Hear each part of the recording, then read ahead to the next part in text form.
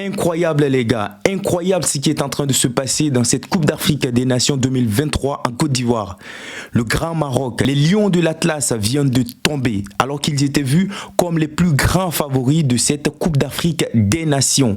Je vous dis, le Maroc vient de tomber contre l'Afrique du Sud, les Bafana Bafana de l'Afrique du Sud, 2-0, une humiliation monumentale. Je vous rappelle que le Maroc est la 4e meilleure équipe mondiale, mais les Marocains n'ont pas pu tenir face au Bafana Bafana. Et une fois de plus, ça prouve que cette Coupe d'Afrique des Nations est très difficile à jouer. Comme l'avait dit d'ailleurs le coach marocain Walid lui-même, que la Coupe d'Afrique est la compétition la plus dure à jouer selon lui.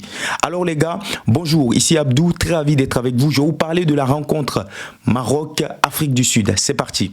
C'était une rencontre monumentale, historique, parce que je vous rappelle, le Maroc vient de se faire battre, et se faire battre de façon très juste, très méritée par les Bafana Bafana de l'Afrique du Sud. Alors les gars, je vous rappelle qu'avant même que le match ne commence, le coach de l'Afrique du Sud, Hugo Brooks, avait promis, il avait prophétisé que le Maroc viendra pour perdre contre son équipe.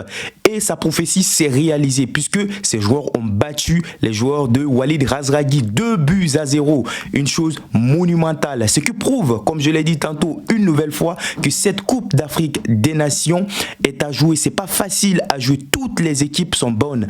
Et comme on le dit, c'est pas la meilleure équipe qui gagne, c'est l'équipe qui gagne qui devient meilleure. Ça s'est encore prouvé dans cette rencontre monumentale en 8e de finale. Place pour les quarts de finale. Le Maroc finalement out dans cette compétition. Incroyable, je n'arrive pas encore à croire. Je vous dis que le Maroc est la 4e meilleure équipe mondiale. Elle a battu la Belgique, elle a battu le Portugal, elle a battu le Canada.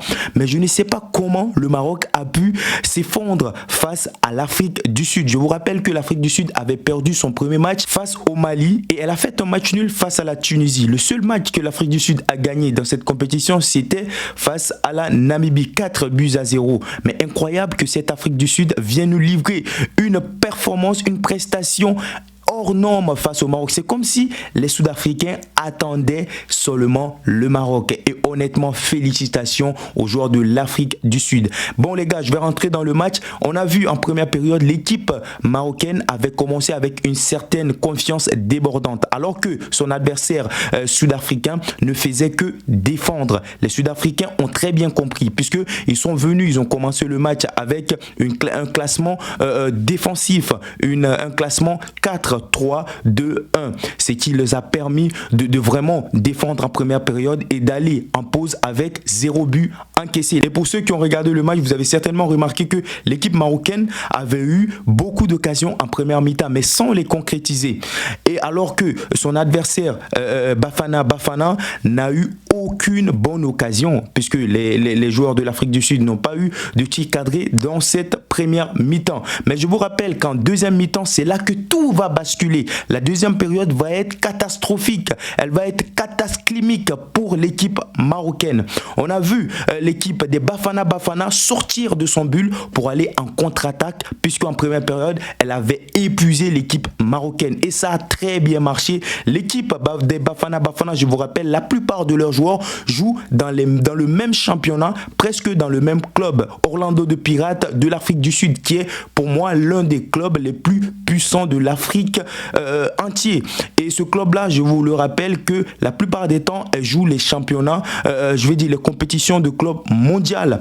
Et ça a beaucoup joué en faveur des Sud-Africains. En deuxième période, je reviens là-dessus, les Sud-Africains ont déjoué le schéma de Walid Razragui. Walid Razragui qui se prenait pour un meilleur coach après, en tout cas je le respecte, après son beau parcours au mondial. Mais cette fois-ci, Hugo Brooks l'a défié et montré la faiblesse du schéma de Walid Razragui au monde entier en deuxième période, en permettant justement à son équipe d'aller plus vite en contre-attaque. Ce qui a permis à Évidence Marc Popa, le joueur de Orlando Pirates, de marquer, d'ouvrir le score à la 56e minute sur 3 touches de balle. Je vous dis très bien, 3 touches de balle. Les Marocains, les Sud-Africains, je m'excuse, sont allés très vite en contre-attaque et leur contre a été vraiment fructueux puisque en 3 touches de balle, évidence, il a été évident devant le but et il a ouvert le score. Là, vraiment, c'est le coup de massue et c'est vraiment une déception. C'est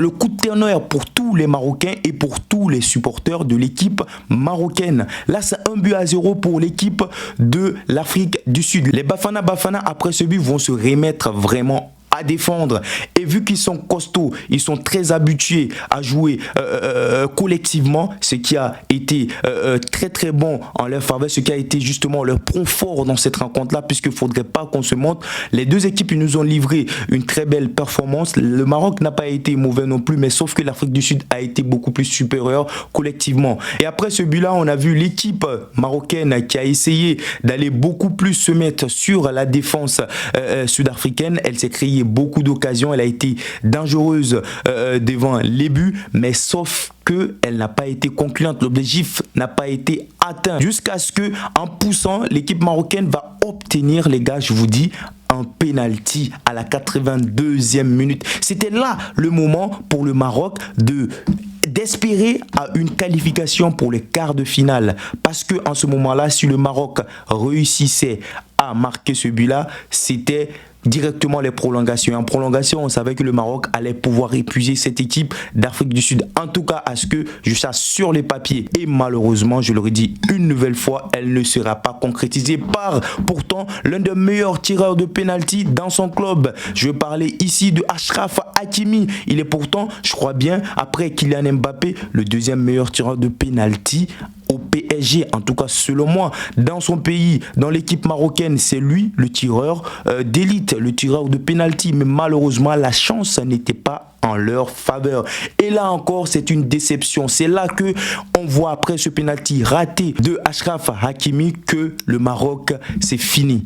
La qualification, c'est vraiment terminé. Les Marocains, comme je l'ai dit tantôt, ils sont tous remontés. Saïz, qui est le capitaine, il joue en défense. Ils sont tous remontés. Même les défenseurs, même le gardien de but est monté beaucoup plus en avant pour essayer d'égaliser ce but-là. Et ce qui a été très mauvais, une très mauvaise décision pour eux, puisque les Sud-Africains, sur un ballon mal dégagé, mal contrôlé, ils vont aller en contre-attaque. Et c'est là, avec ce contre-là, que finalement, à la 90e minute, le Maroc va obtenir un carton rouge, une expulsion. Et honnêtement, là, le ciel vient de tomber.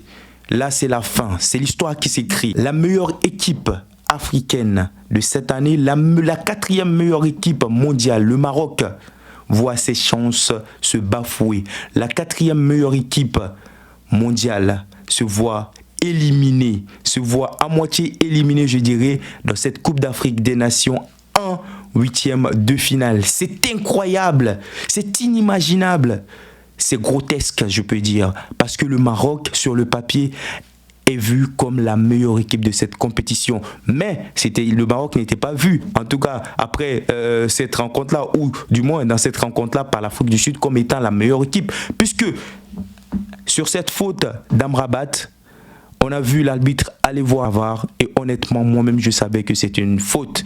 Finalement, c'est une expulsion d'Amrabat, le joueur de Manchester United qui avait été pourtant époustouflant au mondial, qui s'est fait révéler au mondial. Amrabat, finalement, il a été, je vais dire, le porte-malheur de cette équipe marocaine, lui et Achraf Hakimi.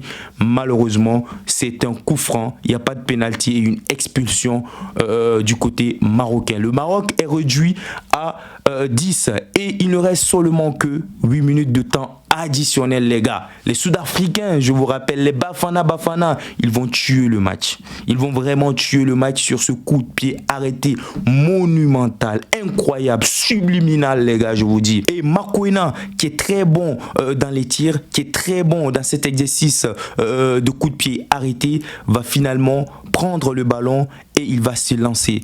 Et finalement, il va loger son ballon dans la lucarne droite du gardien de but marocain Bonou. Et c'est 2-0. Le Maroc, l'histoire vient de s'écrire. Le Maroc vient d'être éliminé. Et finalement, on sait déjà que tout peut se passer dans cette Coupe d'Afrique des Nations. La meilleure équipe de cette CAN sur les papiers, le Maroc est finalement éliminé. C'est un coup de tonnerre.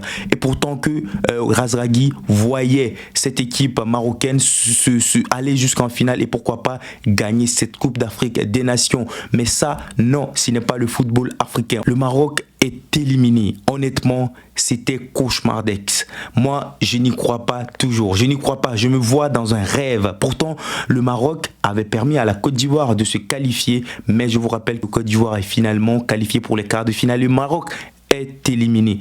Honnêtement, c'est vraiment décevant. Je ne sais pas comment les joueurs marocains vont vivre cette élimination très douloureuse, mais en tout cas, félicitations à Hugo Brookes qui a montré une fois de plus qu'il maîtrise cette compétition, la Coupe d'Afrique des Nations, et félicitations aux joueurs de l'Afrique du Sud qui ont échoué, qui ont fait échouer l'équipe marocaine, pourtant l'une des meilleures équipes mondiales. Et en tout cas les gars, je dois vous dire qu'avec toutes ces surprises qui sont en train de se réaliser dans cette CAN 2023 en Côte d'Ivoire, toutes les émotions que nous les téléspectateurs on est en train de traverser, cette Coupe d'Afrique des Nations organisée en Côte d'Ivoire est historique. Elle est du jamais vu. C'est incroyable et c'est beau. Honnêtement, félicitations à l'équipe sud-africaine. Voilà les gars, nous sommes au terme de la vidéo. Si vous êtes nouveau, n'hésitez pas de vous abonner et surtout, n'oubliez pas de partager la vidéo pour que on puisse agrandir notre communauté. Sur ce, je te dis à très bientôt pour une nouvelle vidéo.